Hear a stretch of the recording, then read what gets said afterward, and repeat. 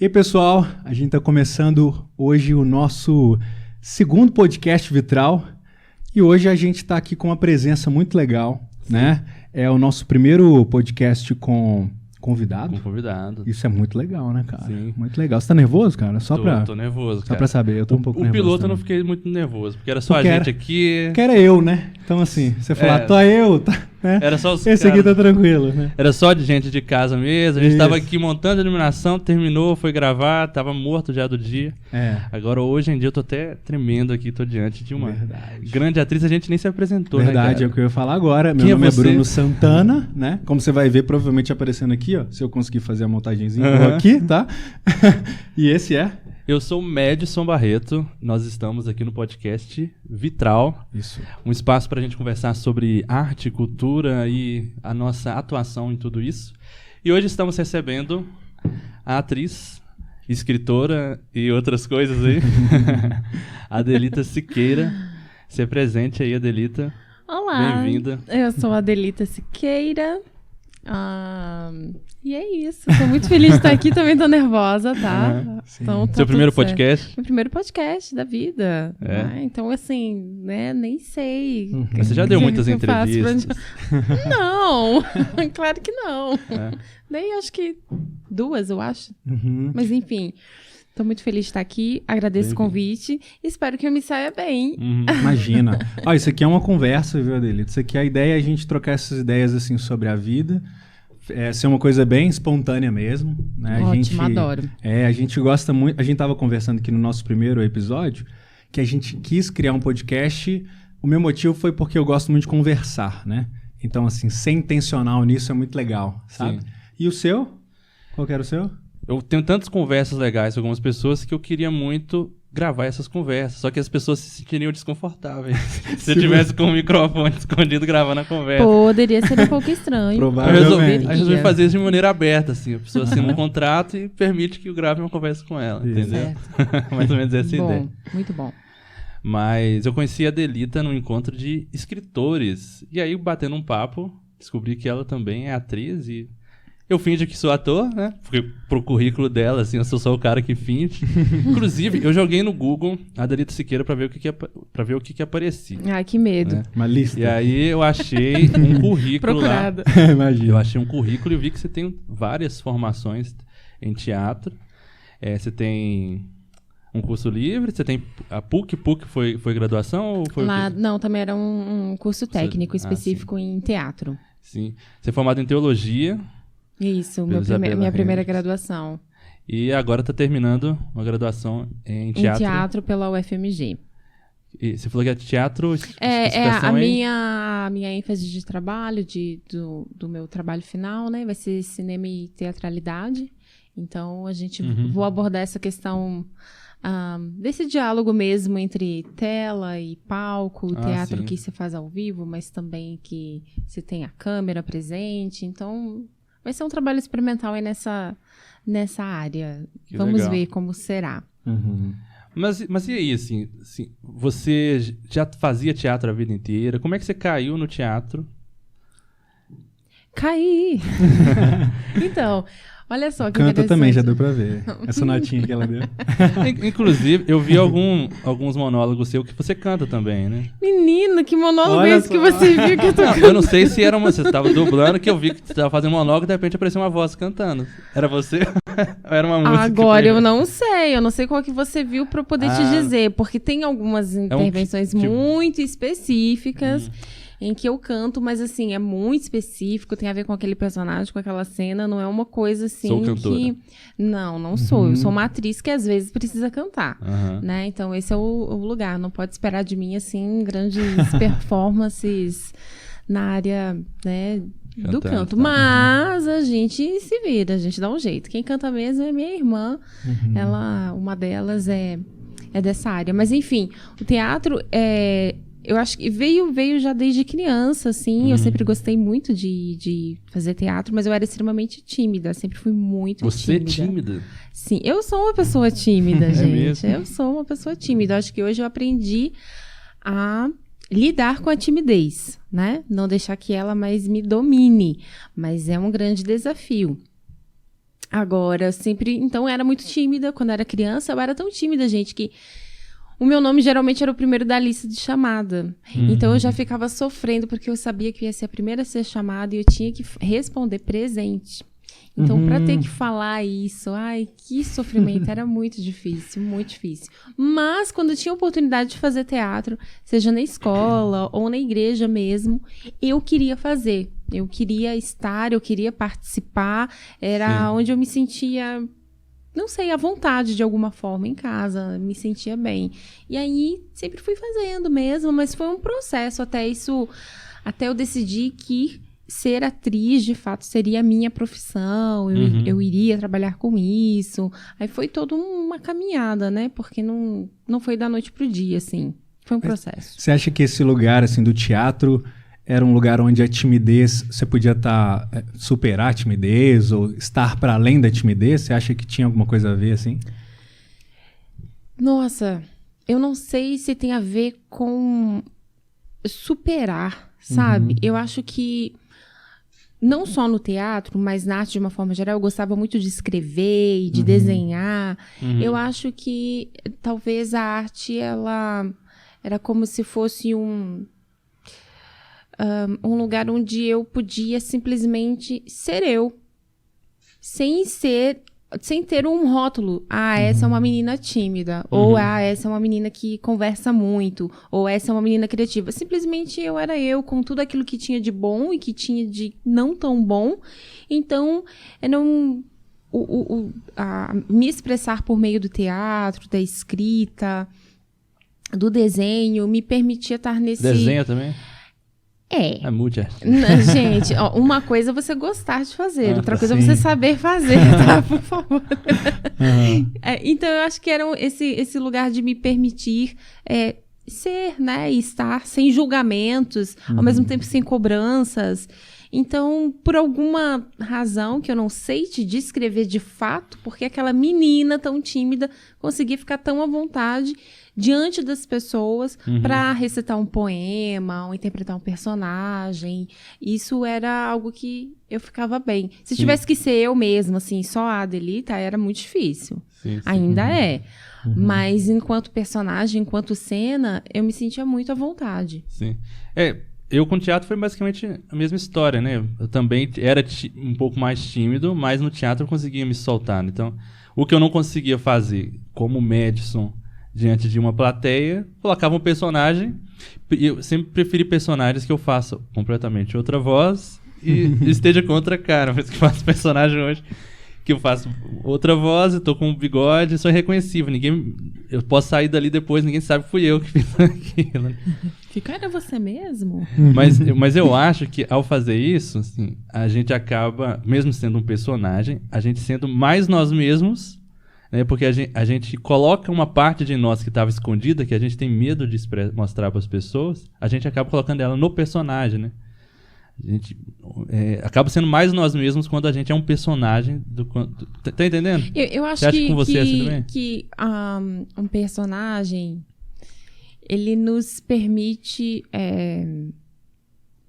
explorar, né, outras camadas. Eu acho que primeiro, antes de mais nada, acho que para além de talvez poder expressar coisas nossas, que talvez a gente deixa guardado, eu acho que quando você vai, né, trabalhar uma construção ou desconstrução de um personagem, você precisa ir para esse lugar realmente de se despir, né? Então é um lugar também de vulnerabilidade, porque você vai ter que deixar um pouco seus conceitos, preconceitos, se colocar nesse outro lugar, desse outro personagem que vai ter as suas ideias, vai ter os seus sentimentos, vai ter uma trajetória ou não, enfim, e vai se permitir, então, enquanto ator, né, explorar isso. Mas eu acho que também tem muito a ver com quem vai estar sendo diretor encenador, né, daquela cena, do que essa pessoa vai querer, vai pedir de você. Acho que tem alguns personagens que a gente vai realmente conseguir, talvez,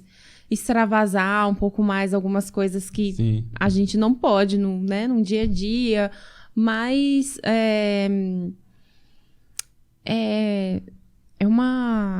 eu acho que o teatro, essa linguagem, né, que nos permite realmente viver um pouquinho de outras vidas, né? Em uma só, assim, outras experiências. Você vive outras profissões, você tem na sua boca outras palavras que o seu personagem vai dizer que talvez por você mesmo você não falaria. Sim, sim. E eu acho legal porque eu que não sou do teatro, né? Vendo de fora, assim, eu fico pensando que às vezes para as pessoas pode parecer meio contraditório, né? Porque lá você está fazendo um personagem, parece que não é você, né? Mas o que vocês estão falando é que, na verdade, vocês se encontram mais quando fazem alguns personagens, né? Isso é muito legal, né? Eu acho que você vai se... Eu acho que o se encontrar talvez não está nem pelo fato de você interpretar um determinado personagem ou não. Eu acho que é você ir para esse lugar mesmo, no meu caso, pelo menos, é ir para esse lugar de experimento, Sim, né? assim. De você se permitir experimentar. Eu vou me permitir aqui, então, mover a minha mão de uma outra forma. Eu vou me permitir tomar esse copo d'água de um outro jeito, né?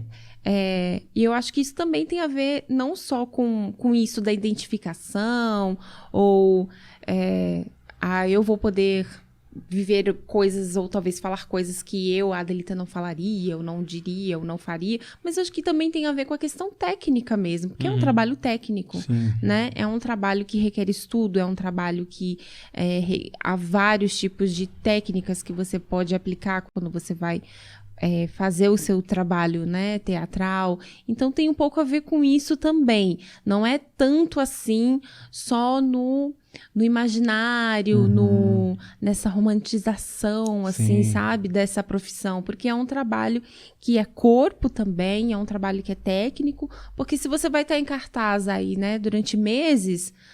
Tem dia que você vai estar super uau, nossa, que personagem, que intensidade, que presença. E tem dia que você não vai estar bem, você não vai estar legal e você precisa estar lá na intensidade, na presença daquele personagem. Então, o que vai te sustentar não é a emoção de você estar fazendo aquela peça, não é a emoção de você estar fazendo aquele personagem. O que vai te sustentar é o seu trabalho, o seu estudo corporal que você fez, o trabalho todo que você fez durante os seus ensaios, para você poder...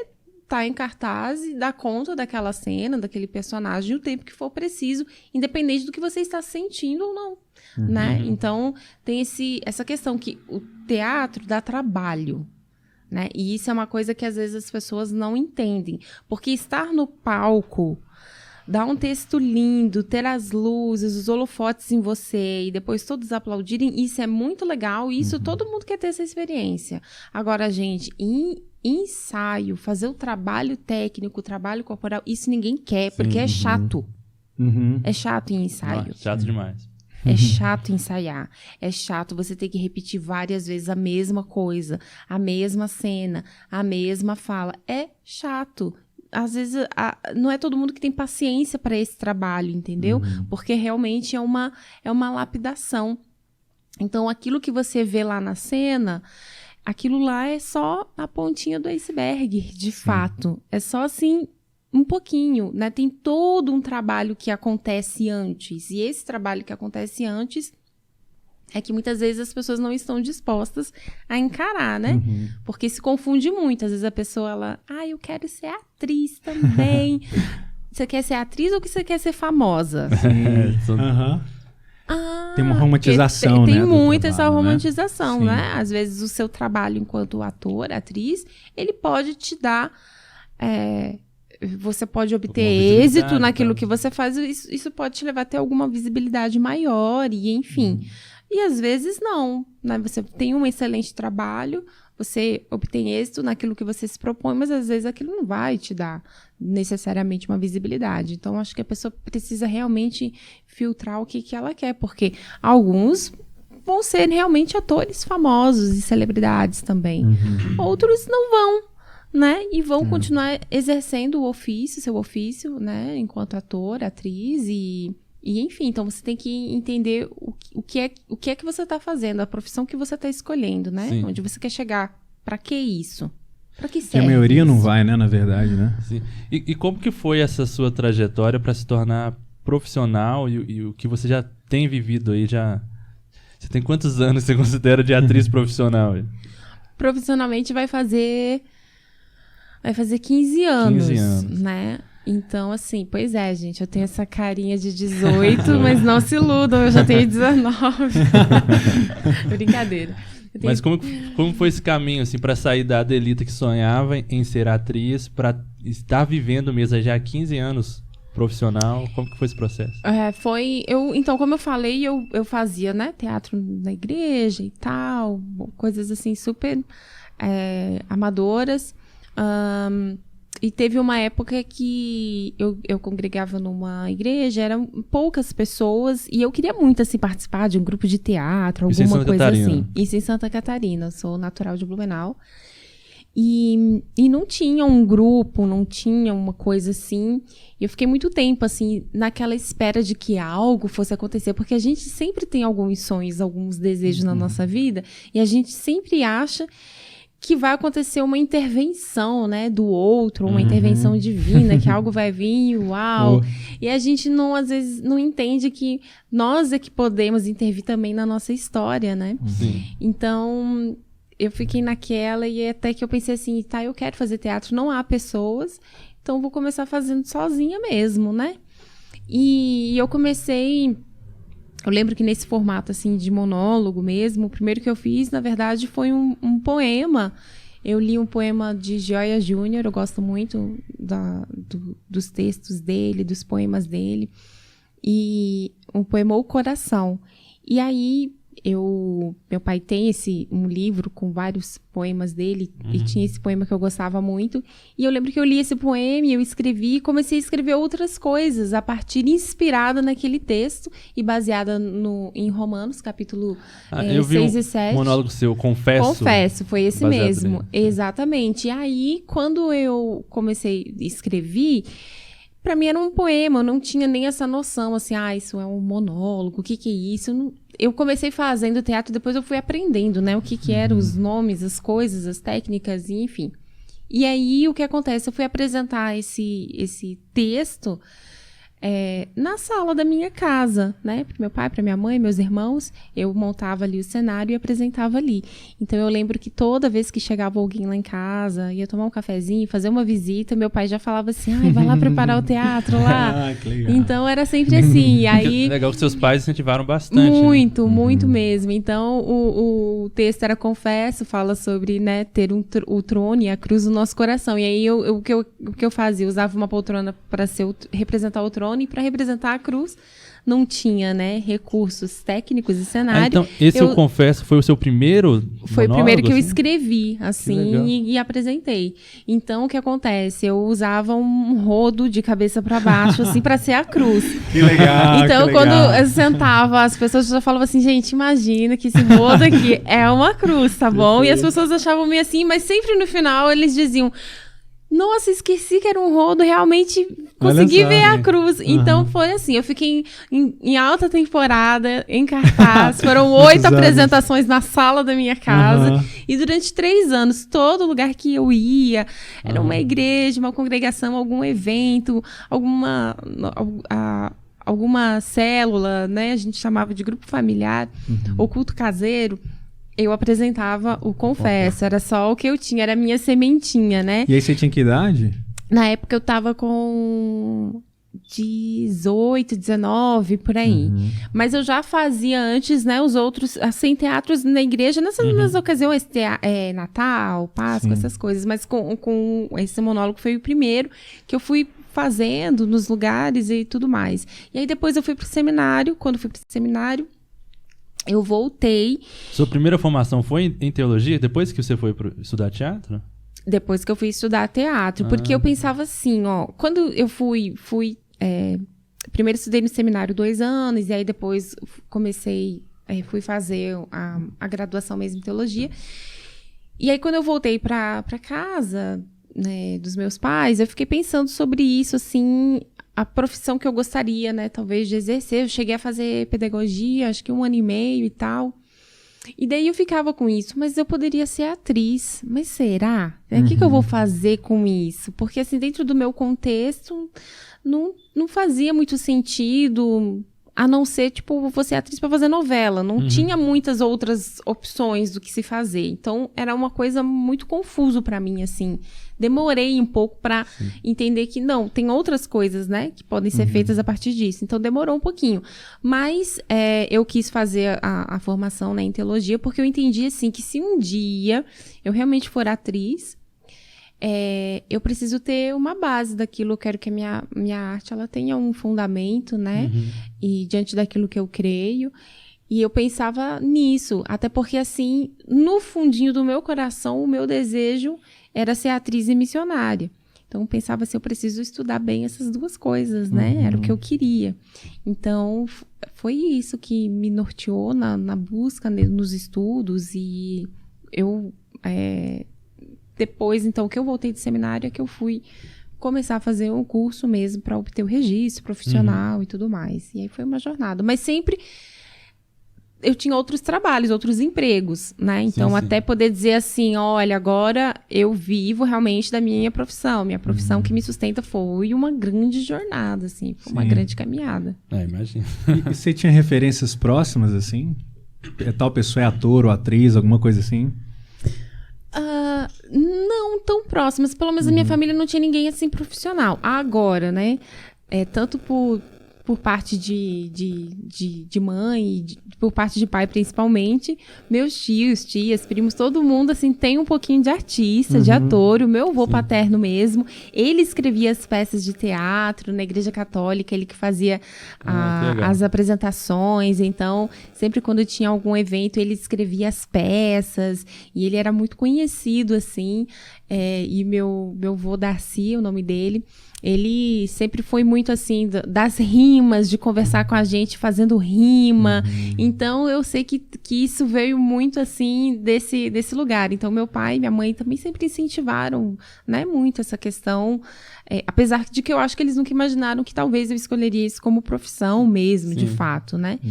Mas, então, na família tinha isso, essas referências mais próximas dos próprios familiares mesmo, primos e tios. Tem muitos cantores, músicos, escritores, então... É mesmo, família artística mesmo. Uma família bem artística, assim, então são muitos talentos ali. Então o Natal devia ser um negócio bem alegre, assim, né? Muito, sempre. Na verdade, eu até demorei um pouco, assim, pra me encaixar, porque, assim, geralmente eram aqueles que cantavam e tocavam. Eu não fazia nenhuma dessas coisas. Então, eu ficava assim, eu não sei o que fazer, né? Não tenho. Até eu descobri, nossa, mas peraí, eu posso escrever um poema. Achou o seu lugar, né? E você é muito conhecido por seus monólogos, né? Eu joguei no Google, joguei no YouTube pra ver o que aparecia mais. Fez o dever de casa, tá vendo? Eu já conhecia algumas coisas, já tinha até visto vídeos seus antes de te conhecer e não sabia que era você. Tem as tias de WhatsApp mandam seus vídeos. Mandam, né? As tias de WhatsApp gostam dos seus vídeos. Mandam. Na palavra. Mas você é muito conhecido por seus monólogos. E a maioria desses monólogos você que escreve? Sim, eu trabalho com textos autorais, a não ser quando eu faço alguma adaptação, alguma coisa, menciono, ou escrevo algum texto, né, inspirado em alguma outra coisa que eu tenha lido, mas eu costumo trabalhar com textos autorais mesmo, acho que é um pouco mais... Me dá um pouco mais de liberdade, né, de criação, também porque eu gosto de falar a partir daquilo que é a minha vivência, quando a gente está no contexto eclesiástico, obviamente. Então, enfim, por uma questão mesmo da questão de direitos autorais e todas essas questões, é mais fácil, né, quando você trabalha com um texto autoral. A não ser, claro, quando é fora, que não é contexto de igreja, então às vezes você vai trabalhar algum outro texto mesmo que já seja, sei lá, um Shakespeare, alguma outra coisa assim, um texto mais clássico, aí é diferente. Mas para esses contextos, eventos específicos, eu prefiro escrever os textos. E o seu vídeo, pelo menos no seu canal de mais acesso, acho que era Luto, Dor e Vida, reflexões sobre perdas irreparáveis. Sim. É o que tá com 100 mil visualizações, eu acho. E esse foi um texto, inclusive, inspirado no texto da Randina da Cunha, que falava lições que aprendi com o luto. Então, foi um texto que eu li, né? Eu li o texto dela e baseado no texto dela eu fui escrever... É um livro? Não, é um texto mesmo, mas poético, assim, que ela escreve um pouco sobre uma perda que ela viveu. E aí me indicaram um texto. Esse monólogo foi para o Congresso do Diante do Trono, de Homens e Mulheres Diante do Trono, de 2018. Então, foi um texto que a Ana mesmo pediu. Na verdade, ela pediu um monólogo, alguma coisa que falasse sobre o luto. E ela me indicou esse texto e tal, e eu li. E a gente conversou um pouquinho. E aí, então, eu pensei em abordar essa questão da perda mesmo, né? De uma maneira geral. Abordando a questão da viuvez também, de pais que perdem filhos, enfim. E foi onde eu contei a primeira vez, assim, publicamente, um pouquinho do meu testemunho. Quando falo são 3 pessoas que eu menciono, então quando menciono a terceira pessoa é esse texto meu. Então esse é um dos vídeos que tem mais visualizações. Sim. Mas o monólogo Ele Vive é o que foi mais assim conhecido, que o pessoal chama de ressurreição, até, mas não é. Sim. Mas tem um banquinho. O nome do vídeo tá ressurreição. Tá como ressurreição, mas o nome do monólogo é Ele Vive. E esse monólogo alguém publicou em uma página do Facebook na época e teve mais de 2 milhões de visualizações. Mas na altura não deram os créditos, não deram nada. Então foi, né? Foi. E aí muita gente mandava pra mim e falava assim, olha, é você? Aí eu falava assim, sou eu. Na verdade, me falaram, olha, eu achei esse teu vídeo em tal lugar. Mas foi o vídeo que mais, assim, ele teve acessos na época e tal. Mas do que está no meu canal é o Luto, Dor e Vida, que é um dos vídeos que eu gosto, um dos textos que eu gosto muito. E que tem chegado ainda muito longe, recebo muitos testemunhos, muitas histórias. E o vídeo é de 2018, né? 2018. Olhando pelos comentários, tem comentários de gente semana passada assistindo ele ainda, né? Exatamente. Então ele ainda tem alcance. E eu reparei que a boa parte dos seus monólogos entra muito nessa temática de luto, de dor, de sofrimento. Na verdade, assim, eu não sei se a maior parte deles. Eu acho os que eu vi. Os que estão lá. Luto, Dor e Vida vai falar um pouquinho sobre isso. O monólogo Ele Vive, ele fala disso, mas no contexto da crucificação, né? Então eu procuro que os textos eles sejam muito cristocêntricos. Sim. Então tem sempre algo que vai apontar para Cristo, né? Claro, esses textos que estão realmente ligados a eventos e as questões mesmo eclesiásticas. Então, quando o trabalho é para isso, ele tem esse foco abertamente, né? E também porque passa um pouquinho pela minha vivência, né? Então, eu passei por alguns desafios ligados à saúde mental, né? À saúde emocional. Então, foi uma jornada bem difícil. E eu acho que quando a gente fala um pouquinho daquilo que a gente viveu, né? A gente pode apontar para a fonte, né? Eu não tenho como matar a sede de ninguém, mas eu tenho como apontar a fonte, né? Eu tenho como dizer de onde vem a água viva, né? E que ela está disponível para todos. Então, eu acho que é um pouquinho disso. Eu acho que eu tento... A gente acaba imprimindo um pouco da gente, né? Quando a gente vai escrever e vai... Enfim, quando é algo assim... Quando é um texto que eu posso criar, eu acho que... Com certeza vai imprimir um pouco da minha história, da minha trajetória, a partir daquilo que Cristo está fazendo em mim. E entrando nessa temática de dor e sofrimento, assim, você acha que exatamente por ser essa temática, que esses vídeos acabam sendo os de mais alcance, enquanto quando você fala de outro tema que não aborda tanto isso, acaba sendo menos visto? Quando o assunto é dor e sofrimento, as pessoas se identificam mais e falam, poxa, eu também passo por isso. Por isso que esses que chegam de mais visualizações, mais acesso, mais gente compartilha. É possível, né? É possível, porque principalmente esse monólogo sobre o luto, a maioria dos relatos que eu recebo, das coisas que as pessoas falam, é justamente isso. Poxa, nunca ninguém conversou comigo sobre isso. Eu nunca tive abertura para falar sobre isso com ninguém. Sim. Nossa, eu não imaginava que você também passou alguma situação assim.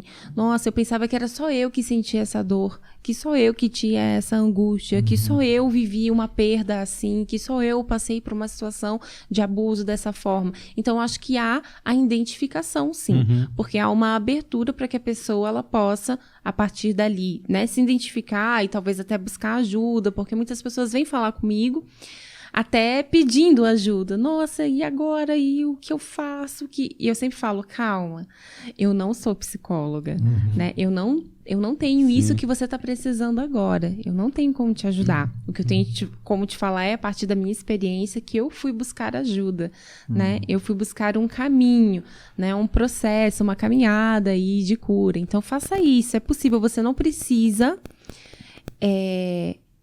ficar em sofrimento, né? Por mais que às vezes a vida seja triste, você não precisa ser infeliz. Então, procure ajuda. Você não precisa ficar em sofrimento, né? Você pode procurar um caminho para viver uma vida saudável. Sim. É possível. Então, faça isso. Busque ajuda. E eu fico pensando sobre essa questão do sofrimento, né? No meio cristão. E, pelo menos assim, na minha visão, eu acho que às vezes faltam pessoas falando sobre isso e às vezes arte, né, sendo produzida sobre isso. O Madison, ele fez essa observação, inclusive, sobre as minhas músicas também, né, sobre as minhas composições, que elas estão sempre em torno disso também, às vezes dessa parte mais melancólica da vida, né, também no meu caso um pouco por causa da vivência e tal, mas ao mesmo tempo também porque eu percebo que eu acho que a gente é carente de um tipo de arte que não negue uma realidade muito importante, né, da nossa vida, assim, que é o sofrimento, né? E aí eu queria assim, te perguntar se você... como que você vê assim, essa relação da arte, do sofrimento, do cristão lidando com os seus próprios sentimentos? Você falou da questão de saúde mental também, né? E eu acho assim, que a arte ela é um lugar... A gente estava falando mais cedo sobre se conhecer e tal, né? Parece que a arte ela joga tudo para fora, né? Às vezes, assim, né? E talvez por isso as pessoas olhem e se identifiquem tanto, né? Com essa questão do sofrimento e tal. Eu queria saber como que você percebe isso, né? À sua volta e como que você lida com isso também, com essa questão do sofrimento, da arte, do cristianismo, de tudo isso, né? Parece que né? Uau! É muita coisa. Muita coisa. E parece que assim, você olha assim, faz sentido, né? Sim. Uma coisa consegue tá junta, né? Tá junta, Sim, tudo isso. Eu acho que a gente... nós somos, né, humanos e a Bíblia fala, né, que nós teremos aflições. Então, a gente está num mundo que está repleto, né, de adoecimentos, de dores. Nós não temos como fugir do sofrimento. E eu acho que o grande desafio está porque a gente busca uma anestesia, né? A gente está sempre buscando o amortecimento disso. Então, a gente fica horas na rede social, a gente está sempre ouvindo uma música, porque a gente não aguenta o silêncio, a gente não aguenta a solidão, a gente não aguenta lidar com as frustrações, né? A gente parece que não aprendeu isso, né? A lidar com as frustrações, a lidar com as decepções. Então, parece que a gente está fugindo muito disso. Eu acho que dentro da minha vivência, um pouco, né, do nível de adoecimento que eu cheguei foi porque eu demorei muito para buscar ajuda. Tinha esse tabu. Então, eu acho que essa questão também, né, do sofrimento, da questão da igreja em si, nessa questão, principalmente eu acho que da saúde mental, tem muitos tabus, tem muitos preconceitos, né? Então... eu sei quantas portas, né, se fecharam, quantos nãos eu recebi, e muitas vezes até de forma muito velada, né? Não, a gente está, né, protegendo você, a gente não quer te expor, entendi, mas também não quer cuidar, né? Também não quer...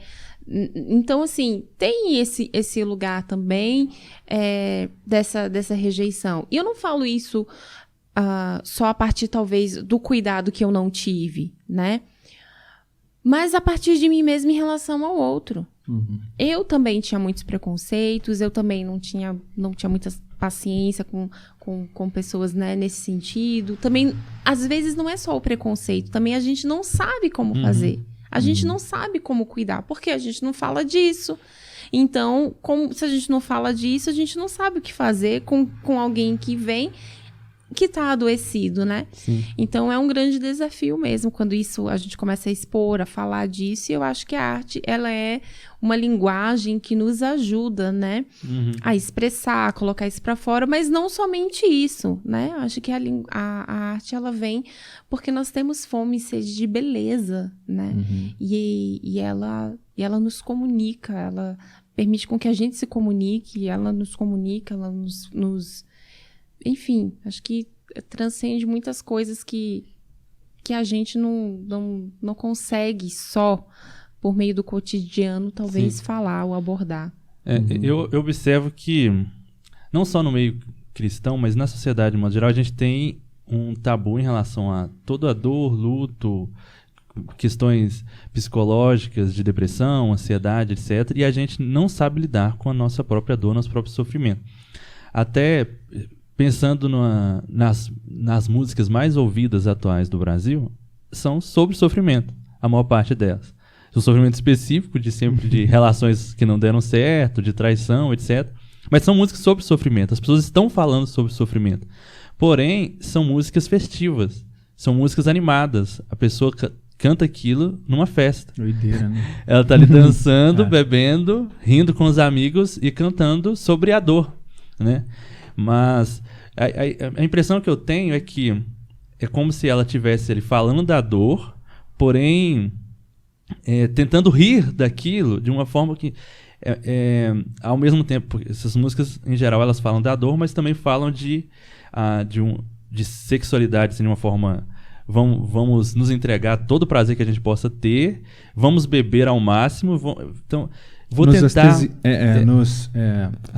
Anestesia, né? Essa é a palavra. Eu não consigo Anestesia. lidar com a minha dor, então eu vou tentar ter o máximo de prazer, os maiores picos de prazer que eu tiver, seja com sexo, com comida, com bebida, com festa, com o que for, porque eu não consigo lidar com a minha dor. E aí eu sempre vou ficar buscando picos. Então, aí eu não trato a minha ferida, não trato a minha dor, não falo sobre ela, não lido sobre ela abertamente, mas estou sempre buscando algo só para amenizá-la, entende? E aí eu faço isso, né? Aí na hora que eu vou buscar a música para ouvir, escuto uma música que é festiva, e fala da minha dor, mas eu comemoro ela. E aí eu me distraio com as redes sociais, com todo um enxurrado de conteúdo, de coisas para eu ver, porque eu nunca consigo enfrentar, falar, olha, eu sinto isso daqui e eu preciso tratar aquilo. Enfim,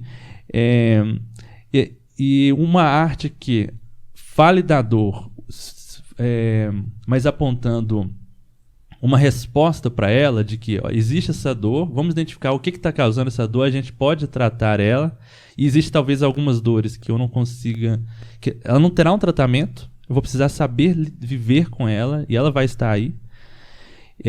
Eu acho que existe pouco, né, tanto na arte quanto nas conversas que a gente tem na sociedade, e, né, no meio... cristão, no meio de igreja ou no meio mesmo acadêmico, a gente fala pouco disso. A gente simplesmente tenta camuflar a dor. A gente não fala sobre ela e trata ela, né? Com certeza. E agora eu falei demais, eu não fiz uma pergunta para entrevistada. Ok. Você concorda? Verdade.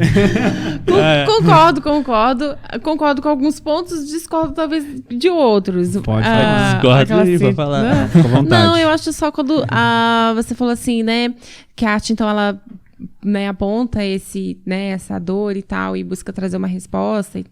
Eu acho que aí, já fugindo um pouco dessa questão do sofrimento em si, mas falando um pouquinho da questão da arte em si, porque a gente tem isso muito, né, no meio cristão, de que a nossa arte, ela tem que, né, sempre apontar para algo, para uma resolução, para uma solução, né?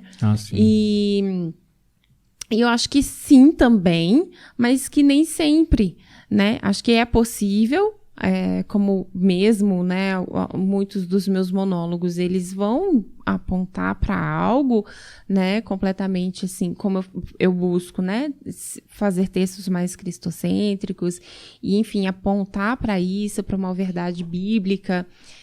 dentro daquilo que me é proposto, enfim, quando estou no contexto mesmo de igreja, eclesiástico e tudo mais.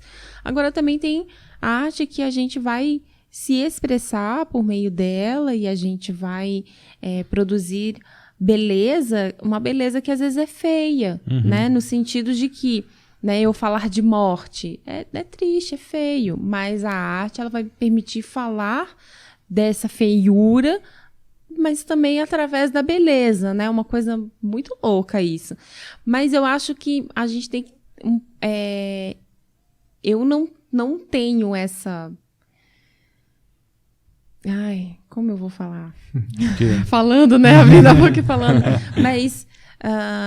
porque sempre aquilo que eu produzo, né, enquanto arte, tem que ter uma resposta. Sim. Né? Tem que apontar para um caminho, ou isso, ou aquilo. Às vezes é só uma maneira de expressar, de colocar aquilo que eu quero colocar para fora, né? E é isso. Porque eu acho que falta um pouco a gente, enquanto cristãos, aprender a apreciar a arte, aprender a consumir a arte, né? Aprender mais a ouvir uma música, apreciar uma música, a ler um livro, apreciar uma pintura, a assistir um filme, e até essa questão da contemplação da vida mesmo, né? A contemplação de um céu, de um mar, contemplar o outro, encontrar a beleza que há no outro. Eu acho que falta um pouco essa contemplação, essa perplexidade diante do que a vida nos dispõe, da beleza da vida, né? Até daquilo que não é tão belo, até diante das suas mazelas, mas a beleza também nisso. Eu acho que nos falta um pouco esse lugar, sabe? Da contemplação, esse lugar de a gente se permitir se envolver mais pelo que a beleza, porque às vezes a gente quer muito fazer arte, quer fazer música, quer fazer teatro, quer fazer isso, quer fazer aquilo, e às vezes a gente não consome essas coisas, né? Então a gente produz uma arte um pouco superficial, um pouco essa arte que tem que ser para fazer isso, tem que ser para alcançar tal coisa, tem que ser para... Não que não possa. Só uma arte mas produto, não, né? mas não é só isso, né? Não é só isso. Então... enfim, agora eu que larguei aqui. Não, mas faz total sentido, porque assim, eu vejo que a gente, como cristão, às vezes faz isso, né? A gente quer muito... É claro, assim, glorificar Deus com a nossa arte e tal, mas como a gente consome, às vezes, um tipo muito específico de arte, ou uma arte muito nichada, né? A gente fica superficial mesmo, né? Sem referências e tal, e a gente perde muito da imaginação, né? Assim, da capacidade de imaginar e de contemplar, né? Como você falou. Eu lembrei de uma expressão que eu vi num livro que fala que o artista, ele tem a capacidade de treinar a imaginação das pessoas, né? E eu acho isso muito legal, assim. E, enfim, o que você acha disso, né? Nós já estamos aqui já julgando. Não precisa esperar fazer pergunta, não, tá? Pode né? só ir mesmo, fica à vontade. Treinar a imaginação e também a desimaginação, né? Porque às vezes a desimaginação tem a ver até para ajudar a gente a lidar com as frustrações, né? Tipo assim, eu vou chegar aqui no podcast, aí eles vão me servir um milkshake, vai ser incrível. Vamos desimaginar isso. E se chegar lá e me servirem água? E se chegarem lá e nem tiver algo que vão me servir? Né? Então a desimaginação também tá desfazer expectativas. Isso nesse lugar, né? Mas eu acho que é isso mesmo. A gente precisa aprender, né, a consumir mais arte mesmo, a apreciar mais, sabe? Eu ia falar alguma coisa específica, mas eu esqueci. Sim. Não, mas Mas eu sobre esse assunto, eu vou dar meus pitacos aqui isso, também. por favor, fica à vontade, enquanto ela pensa aí. Nossa, eu queria Era coisa muito, boa. Era uma coisa assim, muito assim, que eu queria penso. falar, especificamente enquanto você tava falando. Eu acho que a gente perdeu Aí um pouco... se você lembrar depois, a gente coloca na edição agora. Assim. Nossa sociedade, assim, muito de consumo, depois de todas as revoluções industriais, de tudo tem que ser prático, de que aquilo precisa estar pronto para ser consumido. A gente passou a ver com maus olhos o ócio. A ideia de você estar parado, simplesmente, o que você está fazendo? Eu só estou vendo os pássaros, estou vendo a árvore. Só estou sentado observando. Então, é mal visto. Você sempre tem que estar produzindo algo. Só que a gente não consegue ser produtivo o tempo inteiro. Né? Eu preciso de ter momentos de descanso. É aí que a gente faz. Né? Consciente ou inconscientemente. Eu coloco descanso no momento em que eu não deveria estar descansando. Então, eu vou procrastinando. Então, eu estou sempre tentando ser produtivo, porque eu não posso ter um momento do ócio e do descanso, da contemplação. Então, eu tô tentando ser sempre produtivo e no meio disso eu coloco as procrastinações. E aí acaba que eu não sou nem produtivo e nem estou contemplando de fato. Então, a boa arte, né, e aqui sem querer ser o defensor da boa arte, né, classificando o que seria a má arte, mas a boa arte deve nos abrir nossos olhos ao contemplar o belo, né?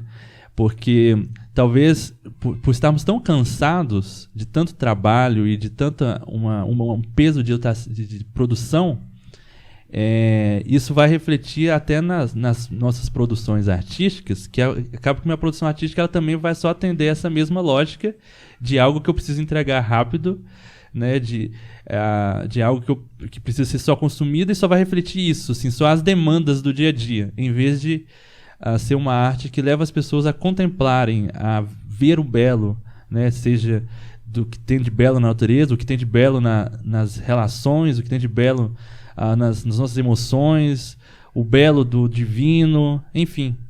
É um exercício diário, né? Porque Sim. a gente precisa reaprender a pensar, reaprender a olhar a vida, reaprender a contemplar. Na verdade, é um constante aprender e desaprender, né? Sim. Porque é isso que você falou. Às vezes a gente quer...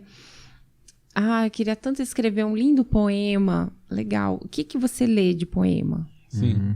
Né? Não sei, né?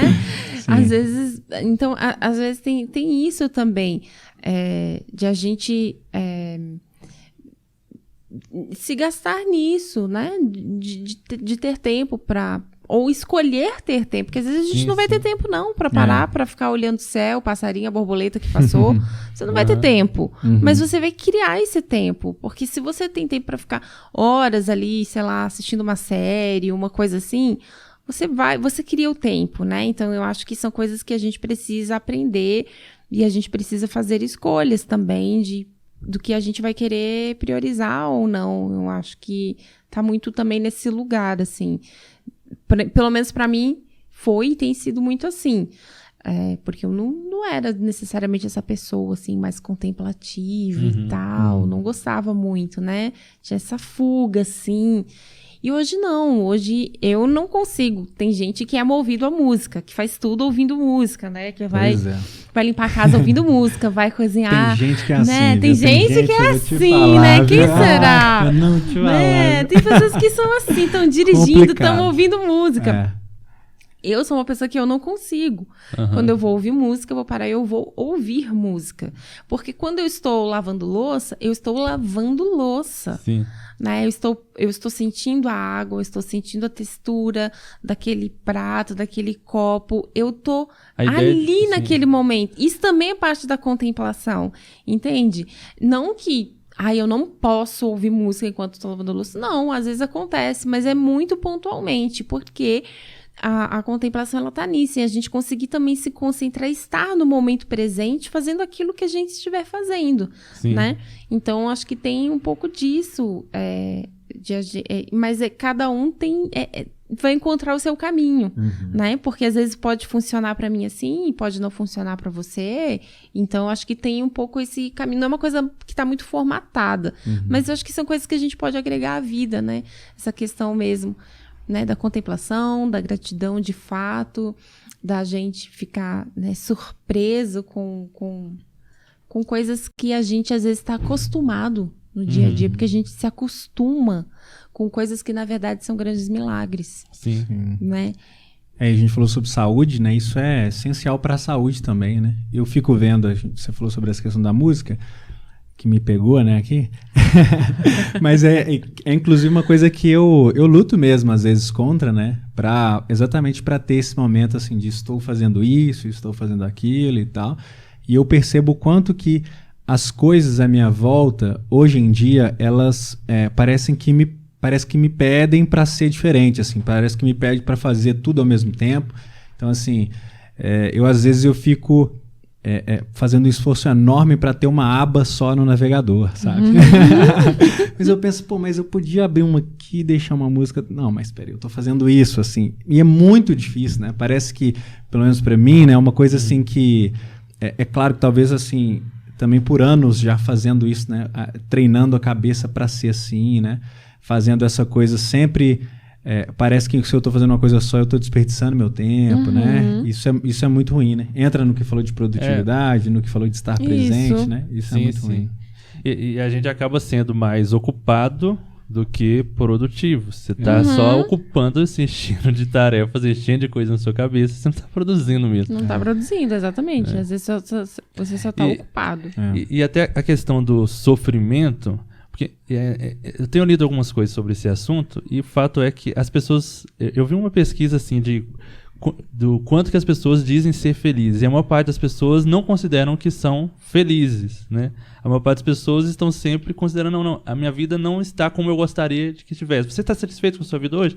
A resposta da maioria das pessoas é não. E boa parte da nossa crise, desse nosso sofrimento, é exatamente sobre isso que você falou, de a gente não consegue estar ali, no momento que a gente sempre está procurando o que vem em seguida, né? Por isso que eu não consigo simplesmente parar e lavar a louça, estar só ali. O que você está fazendo? Eu só estou lavando a louça. A minha mente está só no que eu tenho que fazer. É muito difícil isso, porque eu estou pensando naquele boleto, naquele projeto, naquele trabalho, naquela prova. Ou pensando naquilo que virá, ou naquilo que já foi. E eu não consigo ficar no presente. Ou estou no futuro, ou estou no passado. Exatamente. Acontece isso mesmo. E aí é que a gente se perde, porque o que foi você não tem mais como mudar, e às vezes você está preso naquele passado, em algo que, né, te gerou dor, ou culpa, ou vergonha, ou enfim, algum trauma. E eu acho que é o que a nossa geração vive muito, que é essa questão de olhar para frente, para o futuro. Olhar muito para frente ou olhar muito para o lado, né? Porque o outro tem isso, porque o outro vive isso, porque o outro já assim, porque com o outro já aconteceu aquilo, comigo ainda não, por que isso, que aquilo, aí amanhã e o mês que vem, e o ano que vem, eu preciso isso, eu preciso... É muito frenético, né? E não é nenhuma coisa só de... Hoje, 2022, tem um livro do C.S. Lewis que é Cartas de um Diabo a Seu Aprendiz, já leu? Já. E uma das tentações que o diabo mais velho ensina pro sobrinho lá é exatamente essa, de o que ele deveria tentar não faça com que ele não viva o presente. Que ele sempre esteja preocupado com algo do futuro ou que ele esteja preso a alguma coisa do passado. E esse livro é da época da Segunda Guerra que ele estava escrevendo. E que era exatamente o tema, né? Que as pessoas estavam preocupadas com a guerra. Né? O que vai acontecer? Vai cair uma bomba aqui? Essa guerra vai terminar? Quando? Então, essa que era a preocupação deles e essa que era a tentação ali que o C.S. Lewis, né, coloca ali do diabo ensinando para o seu aprendiz para ele tentar os humanos. E a gente, 70 anos depois, a gente está na mesma situação. A gente não consegue viver um momento, e isso que nos aflige boa parte do nosso sofrimento. Né? Exatamente, gera muita angústia, muito sofrimento quando você está preso no passado, ou muita ansiedade, né? Preocupações quando você está só pensando no futuro e como vai ser.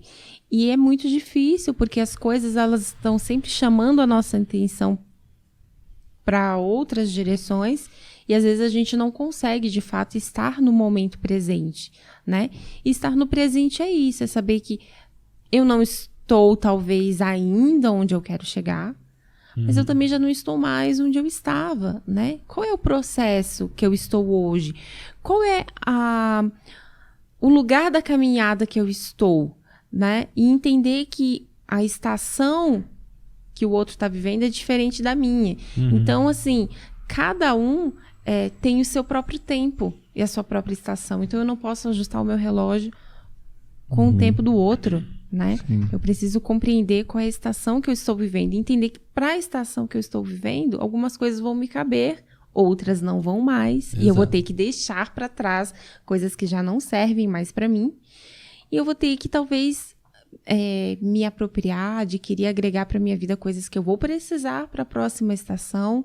E é isso, entendendo que vai ter o tempo de plantio, vai ter o tempo de poda, vai ter o tempo de colheita, vai ter o tempo de espera, vai ter o tempo que vai estar muito quente, vai ter o tempo que vai chover, né? Mas é isso, mas que a gente viva cada estação que a gente tiver, né, na nossa vida, que estiver diante da gente, para que a gente possa também desfrutar dos frutos, né, que os frutos sejam maduros e que com maturidade a gente possa também desfrutá-los, né, porque a árvore ela não envergue com os próprios frutos e quebre, né, então para que ela tenha força, Sim. se sustente e ela possa viver com interesse, desfrutar daquilo que ela mesma está produzindo de fato. E isso requer com a gente entender o tempo presente, qual é o momento da jornada que a gente está vivendo. Sim. Sabe uma coisa que eu fiquei curioso? É como que a arte ela te ajuda a enxergar tudo isso, assim, sabe? Se a arte ela te dá um caminho, como que você acha que a arte ela pode ajudar as pessoas nisso, assim? Nisso tudo que a gente está falando, né? Como que ela, na sua vida, por exemplo, ela se conecta com tudo isso, sabe? De estar presente e por aí vai. Na minha vida, bom, se conecta com tudo, porque é aquilo que eu tenho aprendido a escolher, né? Todos os dias. Então,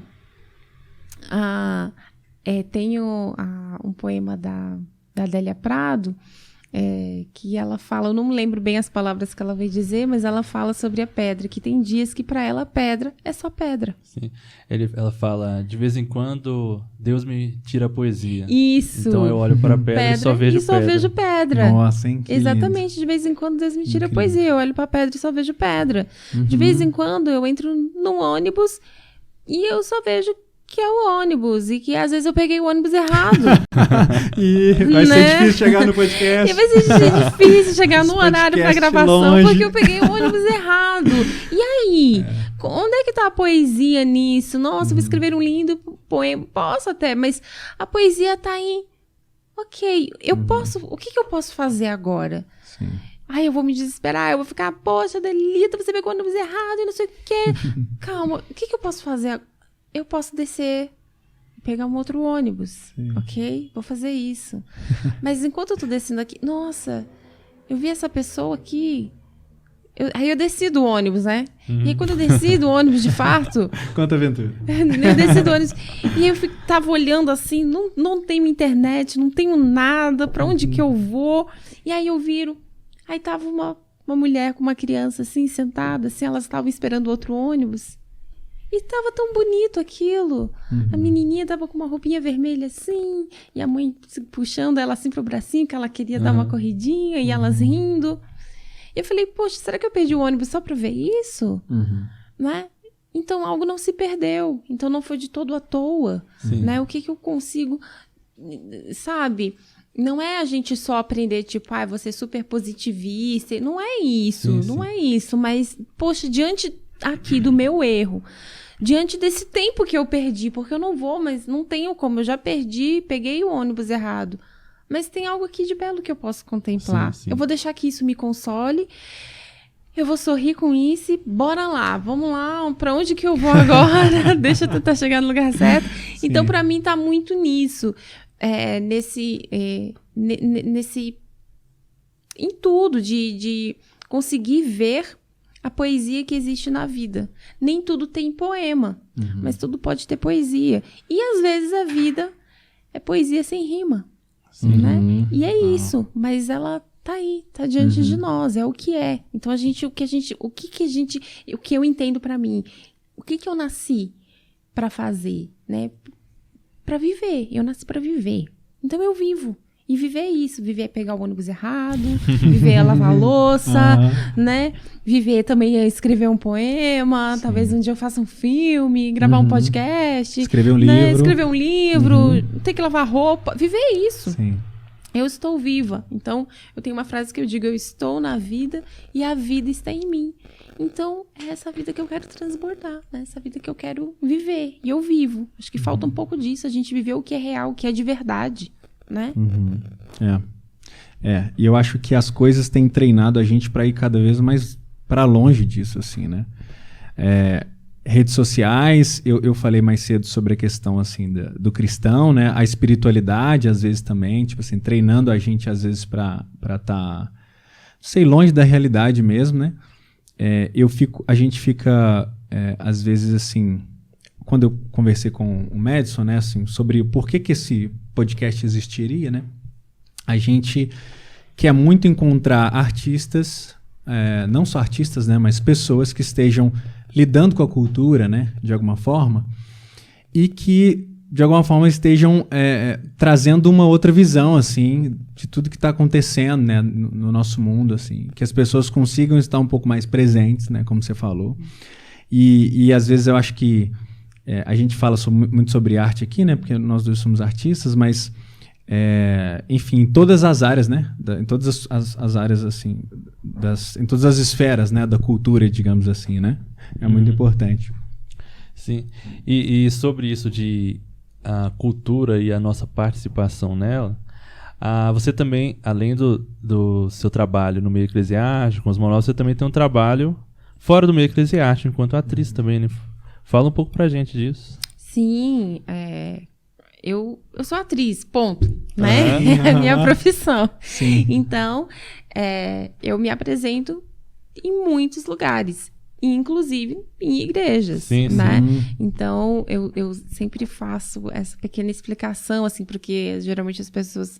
você faz teatro além da igreja? Eu falo assim, isso é muito não, eu legal. faço teatro também na igreja, né? Porque, primeiramente, não era o meu lugar primeiro de se fazer, enfim... Então eu faço um trabalho com intervenções poéticas, tem uma performance que eu faço que se chama Remetente, inclusive é uma performance com uma personagem e tem a ver com escrever Constância. cartas, a Constância, isso mesmo. E tem a ver com escrever cartas, é uma performance que requer totalmente a participação do público, né?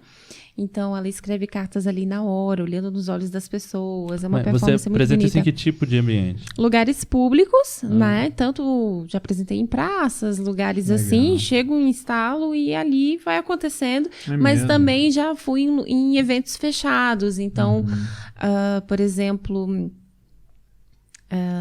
aqui alguns dos lugares que convidaram eu não posso mencionar, mas por exemplo, porque enfim, era o mesmo particular, mas um evento de uma formatura, por exemplo, Sim, né, numa sim. escola. Então, às vezes eu vou para aquele evento, naquela festa que vai ter, então eu fico ali fazendo aquele trabalho, aquela performance. E também faço trabalhos também com essa personagem de recitação poética mesmo e tal, trabalho de palco. E também outros trabalhos que sou chamada assim enquanto atriz mesmo, que não tem a ver com coisas que eu mesma produzo, né? São trabalhos fora, às vezes fazer uma participação em alguma série, ou peças de teatro, enfim, que são outras coisas, outros temas, outros textos, né? Outras dramaturgias, enfim. Então, esse trabalho é paralelo a isso, né? Ao trabalho que eu também realizo e apresento nas igrejas, entendendo sempre qual é o público para quem eu estou falando, né? Sim. Porque isso muda, diferente. Tem alguma peça, algo que você vai apresentar em breve, que vai estar em cartaz? Esteve em julho, esteve o Pequeno Livro do Artista, que foi... Qual? O Pequeno Livro do Artista foi mesmo uma montagem, né, um trabalho de criação cênica de uma matéria mesmo da UFMG, uma matéria obrigatória que a gente faz. Então, a gente fez essa peça, era, na verdade, uma instalação artística e tinha várias manifestações de arte, inclusive uma cena de teatro do texto do Nelson Rodrigues. Então foi muito bom, foi um processo muito, muito interessante, muito incrível. Nesse momento agora que estamos gravando, não há nada assim específico que esteja em cartaz, mas o semestre que vem, segundo semestre de 2022, acho que algumas coisas aí nos esperam. Aguardemos. Sim. Poxa, eu tava com uma coisa na cabeça pra perguntar. Pergunta aí, eu vou lembrar. Eu também tava com uma outra na cabeça. Não, eu lembrei. Se você já encontrou alguma resistência dessa coisa de você fazer coisas fora da igreja mesmo, né? Porque a gente sabe que com música isso é muito real, né? Enfim, você já encontrou essa resistência? Como que você lida com isso? Se sim, né? Sim, encontra. Na verdade, se encontra dos dois lados, porque... né? É um grande... É mesmo um desafio, porque... se você tá na igreja, você fala que você faz teatro fora, mas como que você faz isso? Do mundo, né? Do mundo.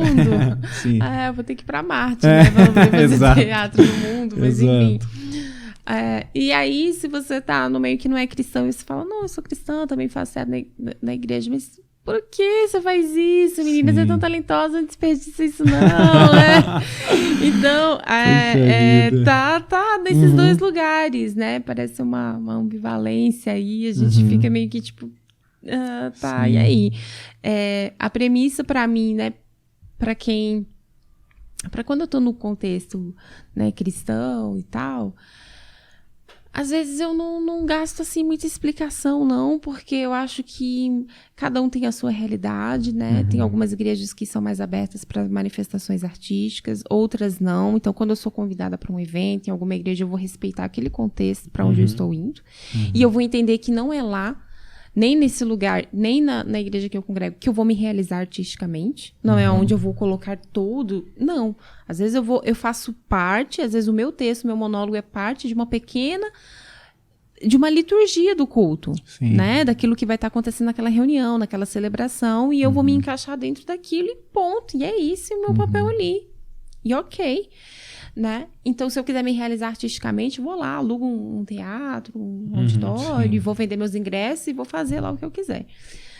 E no meio que não é cristão, né? A premissa para mim é que tudo me é lícito, né? Mas nem tudo me convém. Sim. Então, algumas coisas eu apresento, alguns textos eu não vejo nenhum problema em falar, ou personagens, enfim. E isso é dentro de mim, né, dentro de mim no sentido daquilo que eu entendo, daquilo que eu dou conta, daquilo que me cabe. Então, às vezes, o Madison mesmo como um ator cristão, talvez algumas coisas para ele tá ok interpretar e fazer, talvez para ele não. E para mim talvez vai ser diferente.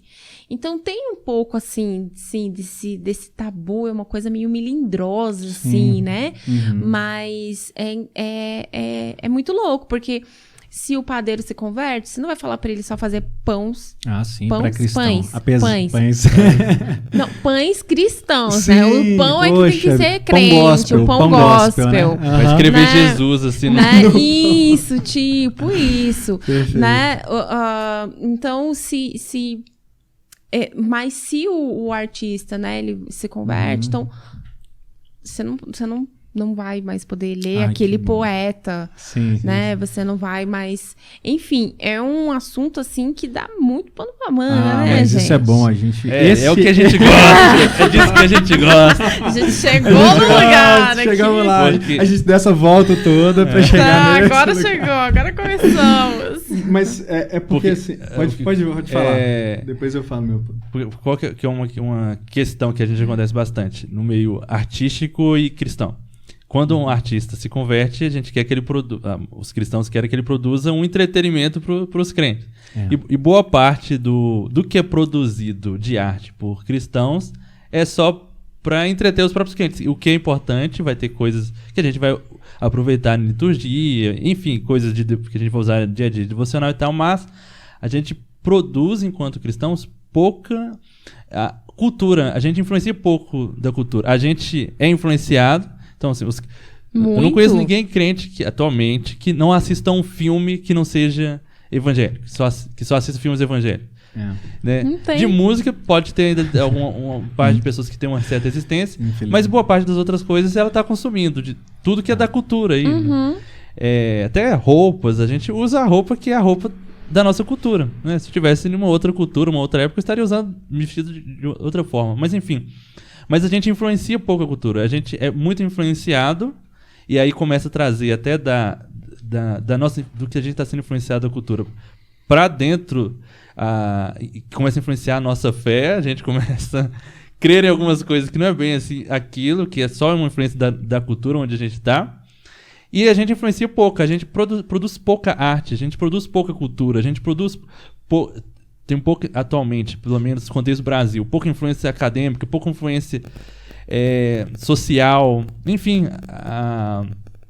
E ficando aqui no assunto teatro, eu até falei isso, não lembro se a gente chegou a falar isso gravado no último podcast, ou se foi só nos bastidores. Que, por exemplo, em Belo Horizonte, a campanha de popularização de teatro tem 40 anos de campanha? Não sei. Eu sei que são Não sei, mais mas de 30. bastante. E eu, pelo menos os últimos 10 anos que eu passei a ir em algumas peças, acompanhar, eu nunca vi uma peça que fosse... Não precisa ser uma peça evangélica que tá lá, tipo... A morte de Jesus Cristo, o nome da peça, a ressurreição de Jesus Cristo, mas eu nunca vi uma peça produzida por cristãos que eu soubesse, não, o pessoal que está produzindo isso aqui é gente crente, ou que tem gente crente ali participando, ou que fosse para campanha. E todo ano tem 20, 30 peças em cartaz durante 2 meses, e não tem um cristão que consiga estar ali produzindo uma boa arte, com qualidade técnica, que seja belo, que pode sim, né, ter os seus valores contidos ali, mas que seja uma boa arte, que consiga estar ali no meio. Entendeu? Se o cristão vai pro teatro, ele cria um evento evangélico, faz um culto no teatro. Exatamente. Entendeu? Sim. E eu estava falando antes sobre a galera da igreja, né, sobre pensar assim, servir a liturgia. Eu acho que é uma maturidade que às vezes eu vejo que a galera não tem, que é a pessoa é artista, né? E ela quer levar essa arte dela do culto de qualquer forma, né? Mas aí eu fico pensando, poxa, eu entendo isso também, porque a pessoa ela também não tem outro lugar, né? Pra fazer isso, né? Então, assim... Mas será que não tem? Ali... Não, então, pois é. Pra ela não tem, né? Ela acha que não tem. Ela acha que não tem, né? Porque o que acontece... às vezes a gente tá levando que é a bandeira da nossa arte, a bandeira do teatro, a bandeira da música, a bandeira do sei lá o quê. E que a gente tá esquecendo que a nossa bandeira é Cristo. Sim. Então, se a partir do momento que eu vou participar de uma liturgia com o meu monólogo, beleza. E alguém vai chegar e falar assim, nossa, tal, não vai dar pra você fazer, porque, sei lá, a gente vai fazer um momento aqui específico de oração e tal. Vou achar que é uma falta de respeito com o meu trabalho, porque eu me preparei, eu ensaiei, eu me dediquei, eu orei, eu pesquisei, eu escrevi aquilo, eu ensaiei. Vou achar que é uma falta de respeito, sim, com o meu trabalho. Mas ok, vou me recolher a minha insignificância, vou pensar que se não ter a minha apresentação naquela celebração, vai ser... não sei, vai contribuir mais para que a glória de Deus ali se manifeste, para que Cristo seja exaltado ali, então tá bom, ok. Porque não é um lugar onde eu vou me realizar ali artisticamente. Então, é um pouco difícil, requer realmente uma maturidade. Agora, eu entendo que tem esse lugar também que às vezes a pessoa, né, quer estar, e aí como você falou, não tem outro lugar daí pra pessoa, mas aí se não tem outro lugar, então o que essa pessoa tá querendo? Ela tá realmente querendo glorificar a Cristo? Tem a ver com a vaidade dela, com essa necessidade de mostrar a arte dela? Porque, gente, vamos falar a verdade, se você é artista, sou atriz, eu tenho que ser vista. Porque a minha arte existe pra ser vista. Eu não tenho como ensaiar uma cena, preparar uma cena, e daí eu vou lá e fecho a porta do meu quarto. Sim. Ok, não vai acontecer teatro. Se tá só eu, não vai acontecer. Eu preciso, no mínimo, de mais uma pessoa. Né? Se você fez a sua música, legal. Você pode cantar ela no seu quarto, só pra Jesus, com certeza, óbvio.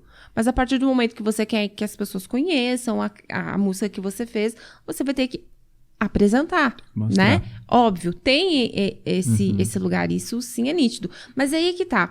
Se eu, só tem lá na minha igreja, então, pra eu poder... Não tem só lá. Sim. Não tem, gente. Vai pra praça. Vai pra praça, vai pra dentro do Sim. ônibus, sabe? Sim. Vai ali, faz que nem eu fazia na sala da minha casa. E as pessoas que vinham lá iam assistir. E é isso. E eu nem pensava para além daquilo, entendeu? Quando eu lembro que uma amiga falou assim... os pais dela eram pastores, e aí ela falou assim, minha mãe, meu pai queriam que você fizesse aqui no culto, na igreja, esse poema, nem sabia o nome que tinha. E daí eu fiquei, Mas eu ficava, como é que vai... Nem sei como é que é. Então tá bom, vamos lá. Nem tinha pensado, porque a minha ideia era mesmo continuar fazendo ali, na sala da minha casa, e tava tudo bem, tava tudo ok, entendeu? Então eu acho que quando você tem algo, se a arte ela tá aí, latente em você, e você realmente se expressa dessa forma, você vai encontrar um meio. E eu acho que hoje a gente tá, né, com tantos... Tem tantas formas, tantos formatos, internet tá aí, né? Que hoje em dia todo mundo tem voz. E a verdade, né? Todo mundo tem voz. Todo mundo tem como... A grande maioria, né? A grande maioria das pessoas tem como ser vistas, ser ouvidas, ser assistidas. Porque todo mundo tem voz. Mas quem é que está escutando tudo isso? Né? Quem é que para escutar tudo isso? Então, às vezes, falta também esse lugar de ouvir o que está acontecendo, porque é tanta gente falando. Então, lugar tem. Sim. Sabe? Lugar tem para fazer. Perfeito. O que acontece é porque, às vezes, nós achamos que o nosso chamado, nosso ministério, ele tem que se expressar lá através daquela plataforma que chamamos de púlpito, que chamamos de altar. Né? E, na verdade, o altar, ele é o nosso coração. Né? O que é que está aqui que eu estou oferecendo de fato? Porque se a Adelita, né, se no altar dela, de fato... Né? Eu me entrego e é para glorificar a Deus, eu vou fazer com excelência, sabendo que 100 mil pessoas vão visualizar, e eu vou fazer com excelência, sabendo que eu vou fazer lá na sala da minha casa, só para minha família, usando um rodo para representar uma cruz. Sim. Né? Obviamente, as questões dos recursos técnicos talvez vão ser diferentes. Né? A caminhada vai me expandir, vai me alargar, mas a excelência, a inteireza do meu coração, ela precisa ser a mesma, independente do para quem. Compreende? Sim. E eu achei ótimo que você falou sobre, por exemplo, teatro, né? E, vou pro teatro e tal, porque eu acho que falta também na gente essa ideia de ocupar esses lugares, né? Ocupar a praça, ocupar o teatro. Não estamos ocupando esses lugares, né? Que são lugares para fazer cultura mesmo, né? Isso, nós não estamos ocupando esses lugares, e aí quando ocupa acontece isso, né? Acontece às vezes o evangeliquez, Sim. né? Que outras pessoas não vão ir para assistir.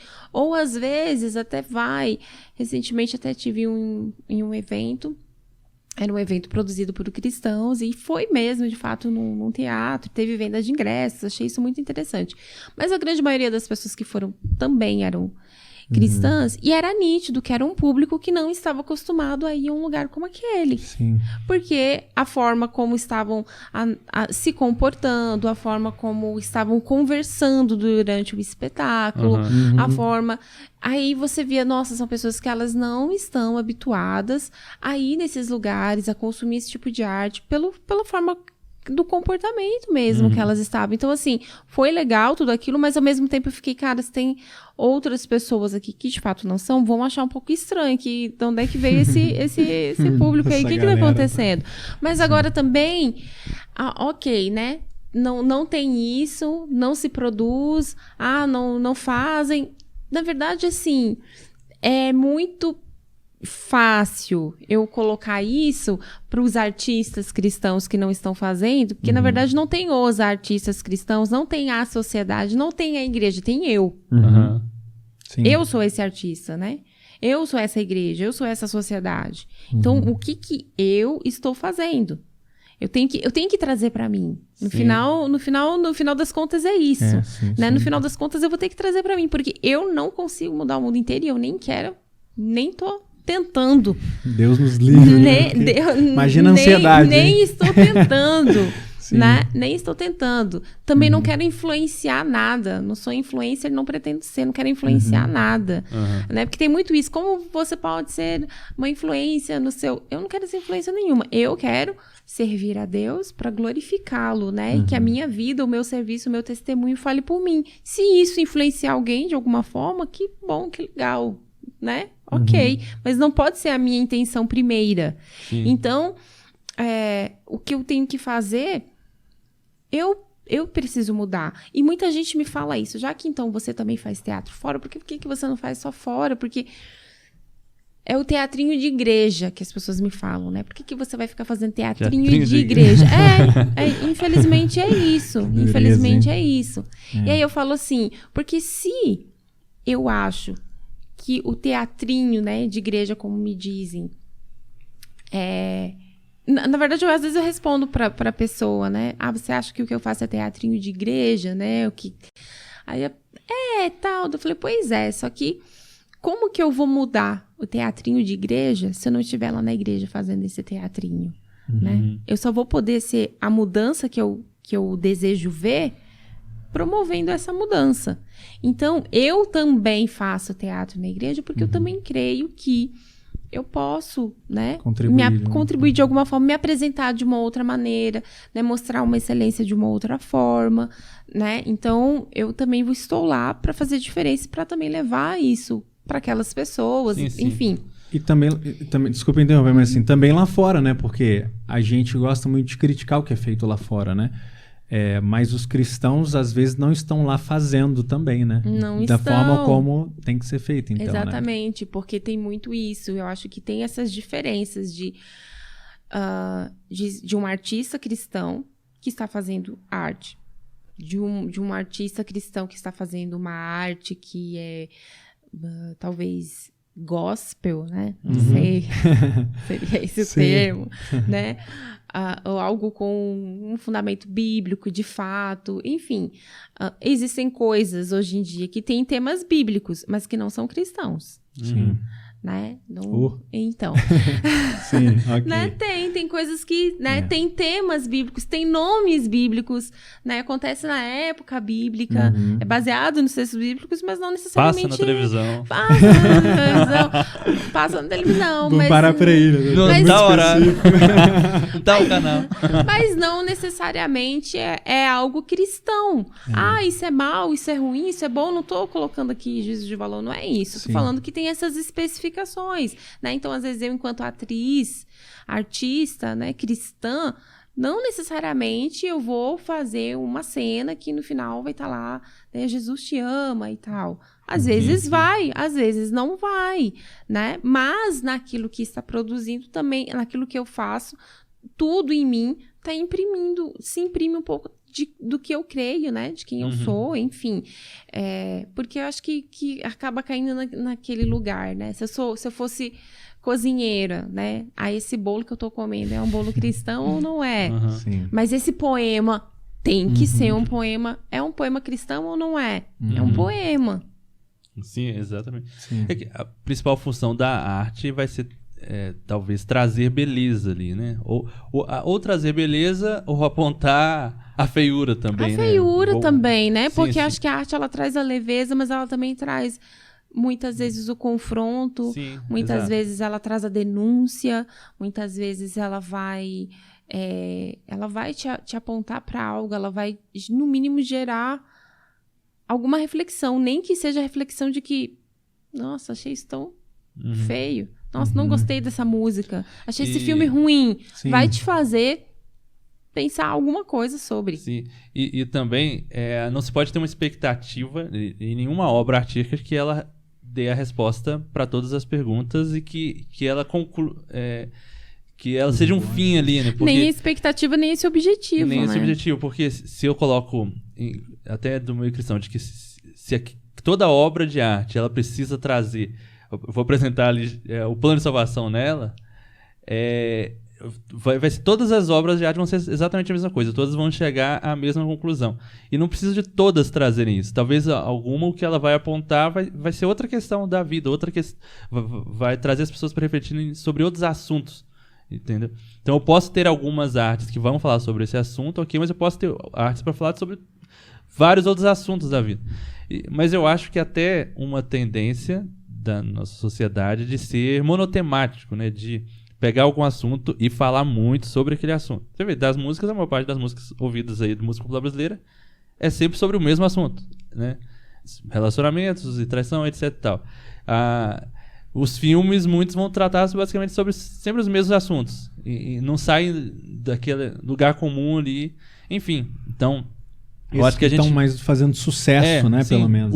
O que vai ser consumido por grande massa, seja qualquer contexto, sempre vai ser basicamente os mesmos temas. Não leva as pessoas a pensarem sobre outros assuntos, a refletir sobre outros assuntos, a sentirem outras emoções, a verem outras formas de pensamento, de beleza. de Eu cultura. penso também que se muito disso está sendo feito, porque é quem está consumindo, Sim. né? Então, assim, se há essa demanda, tem essa procura, infelizmente. Mas eu até falei isso com o Bruno no episódio piloto, de que as pessoas muitas vezes não têm nem noção que possa existir uma outra forma de ser feita. Eu fiz um sarau em março, e teve algumas pessoas que estavam lá que falam, cara, muitas pessoas que estavam lá não sabiam o que era sarau, né? E alguns até sabiam, mas nunca tinham ido. E o que eles viram, assim, de música, de poesia que teve lá, falaram, cara, eu nunca tinha ouvido música assim, entendeu? Tanto, assim, alguns clientes que estavam lá, que, pô, eu nunca vi uma música falando sobre o pôr do sol, entendeu? Que música, hein? E era mesmo, uma bela música. eu tô me referindo à da Eu Esther. sei. Mas- Belo Horizonte. Sim. E outros mesmo que estão ali ouvindo a música popular brasileira, que também que tá sempre acostumado sempre a ouvir as mesmas coisas, e fala, nossa, eu nunca tinha visto uma arte assim, entendeu? Porque boa parte das pessoas, elas não vão ficar procurando coisas diferentes, elas simplesmente, o que chegou nelas, elas estão consumindo, de qualquer coisa, entendeu? E isso em relação a tudo, a forma de se vestir, a filosofia, ao que ela assiste, ao que ela escuta, enfim, ao que ela come. O que chegou nela, ela simplesmente está consumindo, não procurou outra coisa. Então, talvez até falta a iniciativa enquanto artistas de produzir algo e apresentar para as pessoas, olha, existe isso daqui também, existe essa outra forma, existe esse outro olhar sobre a vida, sobre a arte, sobre a cultura. Verdade. Exatamente. E aí, mais uma vez, cai nesse lugar, né? O que eu estou fazendo, né? Diante disso, diante dessa realidade, né? O que eu tenho textos, tanto dramaturgias, contos, que, sinceramente, às vezes eu não sei o que eu faço com eles, porque eu não sei como vou publicar, ou como vou pôr isso, ou vou... Nem sei se, sabe, vou tornar público algum dia, porque eu acho que, pelo menos nesse momento, tem uma parte do público, assim, que consome um pouco do que eu faço, que acho que espera de mim só uma coisa. Sim. Né? E não é. Esse é um drama. Acho que é um drama. Perfeito. Então, assim, tenho buscado, né, uma caminhada um pouquinho diferente. Depois que eu publiquei o meu livro, Carta Borrada, inclusive, é um livro diferente, é um livro ficcional e tal. E é um pouco diferente daquilo que as pessoas estão acostumadas a ver, ouvir nos monólogos e tal. É muito diferente. Mas eu entendo isso, né? Que vai depender um pouco desse... de como vou apresentar isso, entendendo qual é o público, né? Entendendo para quem eu falo, como eu falo. Porque a verdade é que tem monólogos meus que não estão no YouTube. E que nunca vão estar. Ai, Adelita, porque a gente queria... As pessoas pedem muitos textos, muito. Recebo muitos e-mails das pessoas, né, pedindo autorização para encenar os textos, os monólogos, e já foi para muitos lugares, assim, do Brasil e do mundo, inclusive. Legal. Então, só que tem alguns que não irão, e daí as pessoas perguntam por que a gente queria ver, assistir um texto novo para fazer na igreja. Não é um texto que você faria na sua igreja, mesmo que tenha uma temática até cristã, mas não dá. Então, assim, tem coisas porque tem a ver com... Não, e que também porque é teatro, tem algumas coisas que não dá para eu só jogar da forma como foi filmado, jogar no YouTube. Então, porque eu creio também que o teatro é a arte do presente, é a arte do ao vivo, então tem algumas coisas que não dá para ser dessa forma. Por isso que até o meu estudo de TCC eu quero que seja, né, cinema e teatralidade, então esse diálogo entre palco e tela, né, daquilo que eu tô fazendo no ao vivo, mas também pode ser filmado, então como que esse formato muda, enfim, porque eu não posso às vezes só filmar algo ali e jogar lá no YouTube totalmente fora do contexto, não vai funcionar. E também por questão de conteúdo. Tem coisas que são muito mais, às vezes, performativo, né, artístico. Tem todo um contexto da forma porque aquilo foi criado daquela forma, a concepção daquilo, que é para um público que é um outro público, talvez, diferente, ou, enfim... É uma outra forma de consumir, não é indo lá no YouTube e dando play lá, entendeu? É diferente. Então, por isso que algumas coisas não vão. E até a sensação que vai se ter é diferente. Tem coisas que é para ser consumida eu estar lá, né? Não vai ter a mesma emoção. Exatamente. É que nem a performance remetente. É uma performance que as pessoas às vezes falam: você escreve uma carta para mim. Não, a performance ela é ao vivo. A personagem tem que estar olhando nos olhos da pessoa enquanto ela está escrevendo a carta. Não tem como ser de outra maneira. Então, eu queria que... A gente já está caminhando para o final, né? Mas eu queria que você falasse sobre essas duas coisas aí. Sobre essa performance, né? E sobre o seu livro também. Por favor. Então, a performance remetente, já pegando um gancho aqui, ela é Sim. isso. A personagem se chama Constância e ela tem uma maquininha de escrever. E essa performance que é de rua, ela acontece assim. Ela senta com a maquininha de escrever e cada participante vai chegar diante dela e vai sentar na frente dela e a pessoa vai dizer o nome. Então, vamos supor que você se apresente, né? Você vai dizer, se apresenta aí. Oi, eu sou o Madison. Oi, eu sou a Constância. Eu vou escrever uma carta poética e a gente vai conversar através do olhar enquanto isso. E aí ela vai escrevendo aqui e a gente vai olhando nos olhos. Aí você fica olhando no olho da pessoa o tempo inteiro e escrevendo algo específico. Para a pessoa ou sobre a pessoa. É uma carta poética em que o outro é a inspiração para aquela carta. Então a Constância vai estar olhando. A vantagem de aprender a utilizar os 10 dedos na hora de digitar, gente. Você vai datilografar, no caso, datilografando e olhando nos olhos da pessoa. Então ali são alguns minutos e termina e pronto. Então o intento dessa performance é esse resgate do olhar, né? Principalmente de olhar o outro, da escuta pelo olhar, né? O que eu ouço daquilo que eu vejo no outro. E simplesmente colocar o outro nesse lugar de importância, de ser olhado, né? De receber atenção e de receber e ser a pessoa é a inspiração, né? Para uma obra poética. E são pessoas que passam ali. Pessoas que estão passando ali aleatoriamente, que querem participar. Tem algumas pessoas que ficam assim meio... Ela tá além do futuro, né? Ela é mística, ela vai falar do meu passado, ela o quê? Não, é só uma performance artística, né? Não tem nada de demais. Esse é o intuito mesmo. E aí quando faz a performance de palco, daí também tem intervenções com poemas, daí tem outras coisas. Essa performance da Constância e do remetente tem muito a ver com o que você falou de estar ali, né? De estar presente. Estar presente. Você tem que estar completamente presente ali. Totalmente. A cada 5 minutos, basicamente, que é o tempo que eu fico com cada pessoa, aquele universo muda diante de mim. Então, chegou aquela pessoa, eu não tenho como estar em outro lugar, eu só tenho como olhar nos olhos daquela pessoa e escrever alguma coisa, qualquer coisa. Às vezes, estou super inspirada, às vezes não estou tão inspirada, mas o outro que está ali diante de mim, aquela pessoa saiu, eu já não vou mais ficar pensando, nossa, esqueci de colocar um R, um S, será que a pessoa entendeu que... Já tem outro universo aqui. Então, eu tô aqui agora, nesse momento, com essa pessoa diante de mim. Isso é maravilhoso, porque você, de fato, dilata mesmo seu olhar, a sua escuta, a sua percepção de que tem um outro diante de você. E naquele momento, vocês estão ali naquele diálogo silente, sabe? E é muito precioso, assim. São experiências muito incríveis, assim. E antes de você falar do seu livro, eu queria falar só uma observação sobre isso. O quão legal é isso em relação a ser na praça, ser público, porque essas coisas assim que são, às vezes a galera acha que é coisa de artista, né? Pô, essa coisa de olhar no olho, essas coisas mais sensíveis, né?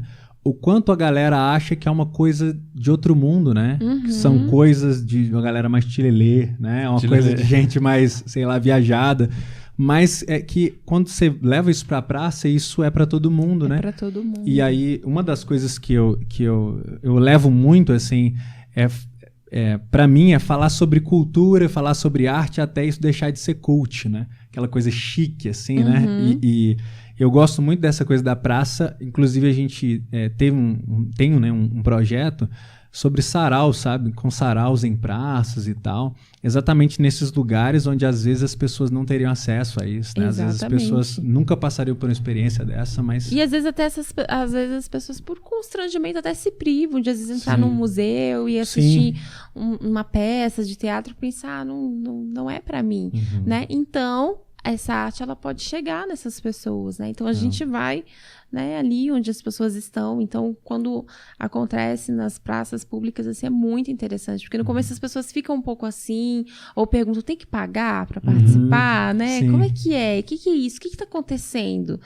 Então, causa aquela estranheza, uma pessoa com uma máquina de escrever ali, né? Tem gente que pensa que vai ter que ditar a carta, né, para enviar. E tem alguma não caracterização? Tem todo um figurinho. Sim. Na Constância tem todo um figurino Mas e você tal. divulga que vai estar lá ou você chega do nada? Às vezes eu divulgo. Quando, por exemplo, eu vou para outras cidades, geralmente eu divulgo com antecedência para quem, né, do lugar poder avisar. Mas às vezes por aqui, às vezes não divulgo. Às vezes hoje eu... Você acorda um dia e fala, vamos lá e Que tal. legal. Às vezes, porque geralmente eu preciso ter alguém junto comigo. Não dá pra ir sozinha, porque às vezes as pessoas vêm mesmo, e às vezes eu tô enquanto tô escrevendo a carta, a pessoa vem perguntar, moça, o que você tá fazendo? Eu não posso falar agora. Então sempre tem alguém junto ali comigo pra dar uma instrução mesmo e tal, pra distribuir senhas, porque geralmente a gente leva as senhas, porque senão já teve época assim que eu fiquei Os 400. horas. Uau. Então, assim, eram Sim. muitas pessoas. E aí parava não dá de chegar. não dá conta, porque chega uma hora, não é nem o corpo, mas chega uma hora que o cérebro já não funciona mais, assim, porque é muito cansativo, né? Exige muito, mas é uma experiência incrível. Então, geralmente eu divulgo, tenho o perfil da Constância, @Constância com TH, e aí eu divulgo lá também divulgo poemas, os livrinhos de bolso que eu faço, enfim. Tem esse trabalho aí que, através da Constância, a gente chega longe. Lindo. Carta borrada agora. E Carta Borrada não tem a ver com as cartas da Constância. Carta Borrada, na verdade, foi um livro que eu comecei... Na verdade, foi uma história que eu comecei a escrever em 2012. Vai fazer 10 anos já. E eu nunca tive pretensão alguma de escrever um livro, né? Não pensei assim, vou escrever uma história aqui, vou pensar no arco do personagem, não sei o quê. Não tinha nada a ver com isso. Eu simplesmente estava passando por um período muito difícil, né? De adoecimento mental, como a gente já conversou um pouquinho aqui. E eu escrevia para expurgar a dor. Então, era de fato uma escrita que não buscava ser poemas que vão apontar para algo, trazer uma resposta. Não, eu escrevia poemas sobre uma personagem que vivia as mesmas dores que eu. E ela não me julgava, né? Ela não me condenava por aquilo, ela não me fazia cobranças, ela simplesmente me acolhia. Então, eu simplesmente escrevia para colocar a dor para fora. Então, eu, né, passei pelas questões de automutilação, então, às vezes, ao invés de me cortar, né, eu feria o papel, né? Ao invés de ferir a minha pele, eu feria o papel com aquelas histórias, com aqueles poemas daquela personagem. E eu pensava assim, poxa, como será que essa história termina? Eu não sabia, porque eu não tinha a mínima ideia. Eu escrevia muito aleatoriamente mesmo, né? Então, era muito interessante, porque enquanto eu dava a vida para a personagem, aquela personagem me mantinha na vida. Porque eu pensava assim, eu não posso me matar hoje, porque eu não sei como é que termina a história dessa personagem. Vou esperar a semana que vem para ver se eu consigo terminar de escrever, para ver o que acontece. Então, acabou sendo isso. Durante 18 meses, eu fui dando vida a essa personagem, e depois eu consegui vendo de longe, assim, né? Parando para ver tudo que eu tinha escrito, observei que podia ter uma ordem cronológica ali e tal, de alguns acontecimentos, mas aquilo ficou, imprimi, foram 150 páginas de poemas que eu imprimi e ficou lá guardado, era uma coisa minha. Era pra mim, né? Era uma forma de realmente colocar a dor pra fora e tudo bem, não tinha pretensão nenhuma de compartilhar isso com ninguém. Então, 10 anos depois, depois de muitos processos, né, em mim, muitas coisas tendo que ser maturadas, é que eu entendi que aquela história poderia ser compartilhado e que outros talvez pudessem se identificar. Então, é um livro que ele tem, assim, 220 páginas com algumas ilustrações, mas os poemas são capítulos poemas, na verdade, é um conto, de certa forma, escrito no formato de poema. É um livro que, assim, em 60 minutos você lê ele, então não tem desculpa, gente. É uma leitura super rápida, tá? Super rápida, não tem. Dá pra ler no ônibus, Dá se você pra se ler perder no pra algum ônibus, lugar. quando você estiver se perdendo em algum lugar. Até pros procrastinadores, esse aí dá também. É super tranquilo. Então, Sim. assim, é uma leitura super E quem quiser adquirir, onde boa. acha aí? pode me procurar no meu Instagram, @AdelitaSiqueira, Legal. ou no Instagram do livro, @cartaborrada. E aí é super tranquilo, então o livro ele vai falar disso, né, da questão da automutilação, tentativa de prevenção ao suicídio, mas também vai falar do autocuidado, vai falar de esperança. Então, é uma leitura completamente diferente, né, eu acho que entra até um pouco nessa questão do que a gente falou aqui, sobre, né, talvez ter aquela arte que tá lá, e Jesus morreu por você, e ele te ama. O livro fala isso em todo o tempo, mas não com essas palavras, não nessa linguagem. Sem é algo rima- completamente diferente. Sem rimar Jesus com cruz. É isso. Isso, exatamente. Perfeito. Quer falar alguma coisa? Ou a gente já vai pro Fofoca Reversa? Reversa? A gente tem um quadro aqui que foi inaugurado num susto, né? Assim, que é o Fofoca Reversa, onde a gente fala de pessoas ou de projetos, só que bem. Olha só, quem diria, né? Só que bem, a gente indica coisas aqui, meio nessa proposta mesmo de propor coisas, né? Não só criticar, mas de propor coisas legais.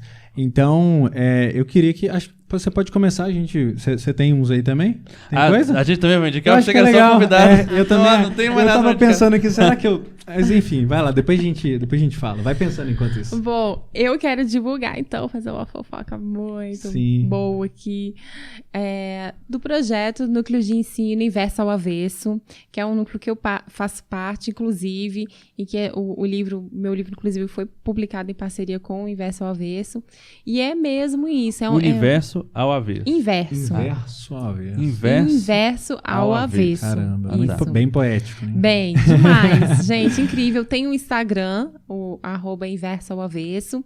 Lá a gente publica alguns textos, mas o foco também desse trabalho é o ensino mesmo. Então, tem curso de escrita criativa, tem o curso de arte, expressão e espiritualidade. Eu também sou uma das professoras em um desses cursos.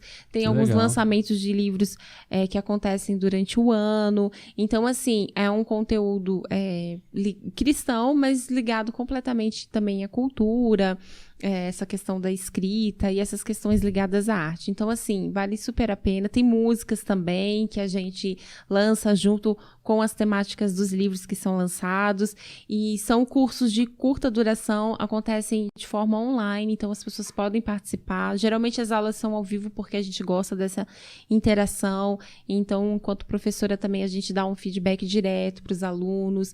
Então, assim, vale super a pena. Geralmente, uma vez por semestre, abre o curso de escrita criativa, que é o borboletário, e o curso de arte, expressão e espiritualidade. Então, Uau, legal. Uau. Legal, isso legal, que eu queria legal. indicar. Super. Muito bom. Baita fofoca. Super. E vai estar, pra quem tá vendo no YouTube, o link vai estar aqui na descrição do YouTube, e a gente deve divulgar também aí no Instagram. Isso, o A Inverso ao gente Avesso. marca lá o Insta do Inverso ao Ah, Avesso. do Inverso ao Avesso, também me acompanhe lá no Sim, Instagram, no claro, YouTube. marcar, Procura sim. lá Adelita Siqueira, vocês vão encontrar alguma coisa. Perfeito. Mais Fala alguma aí. fofoca? Acho que por fica à enquanto é isso, mas Tá. se eu lembrar de mais algum, eu vou Pode falar. Isso, beleza, a gente bota lá. Qual que é a Fala sua de hoje aí? aí. Fala a sua. Não que pensei isso é- em nada ainda. Não pensei em nada. Tu pensou, você me preparou pra isso? Verdade.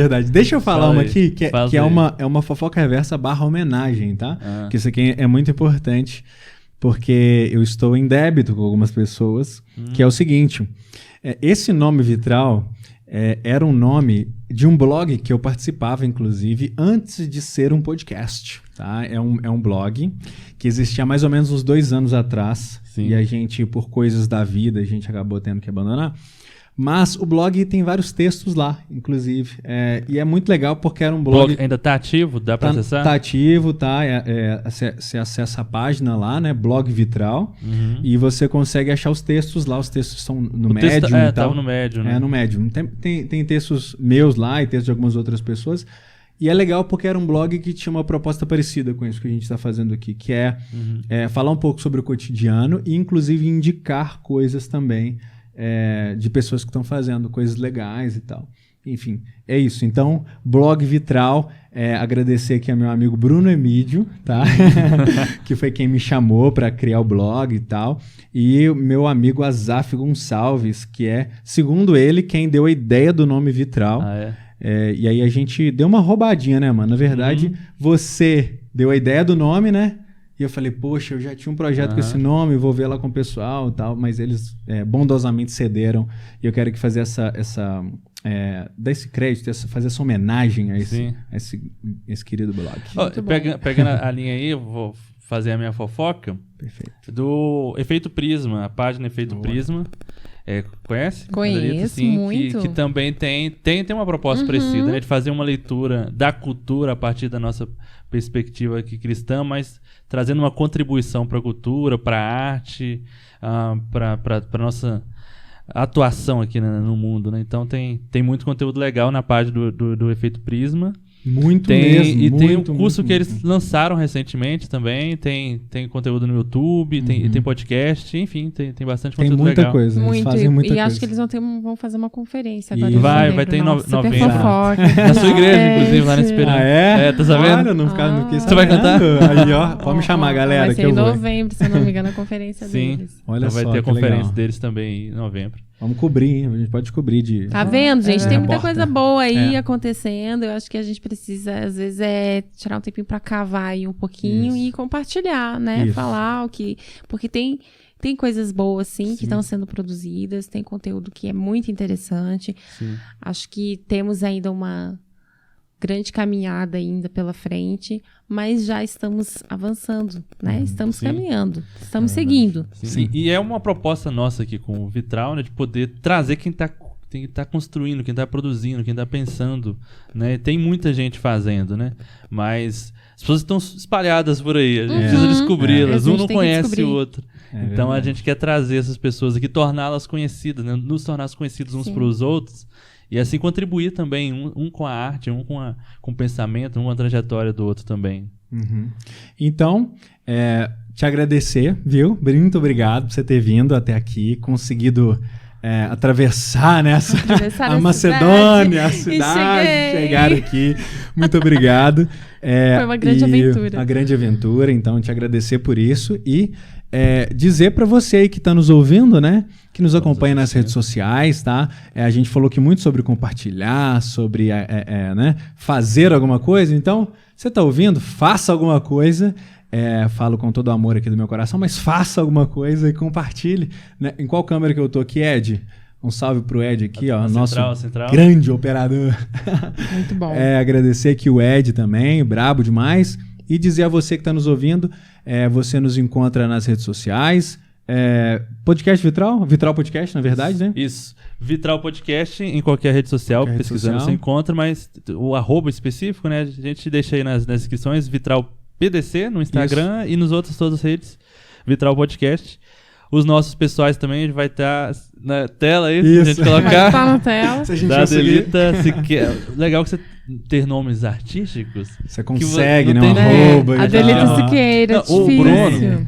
O seu é Bruno K. Santana. Toda vez que eu vou te marcar, aparece Bruno KLB. Poxa! O Insta dele é Bruno KLB. Quem dera. E aparece às vezes a Bruna Carla. Olha só. Olha aí, ó. Eu era fã do KLB, viu? Era muito fã do KLB.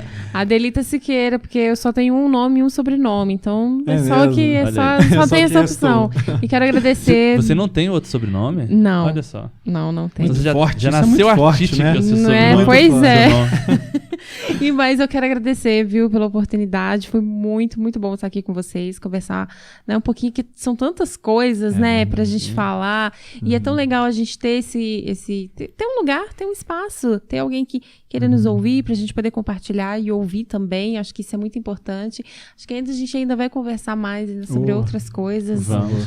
Mas foi uma introdução, Sim, acho que foi uma boa verdade, introdução. Muito obrigada mesmo, viu, meninos? Que vocês tenham muito êxito nesse projeto, que muitas outras pessoas venham, compartilhem, tenham esse lugar aqui para essa fala e que a gente caminhe junto, porque juntos somos melhores. Sim, não é? verdade.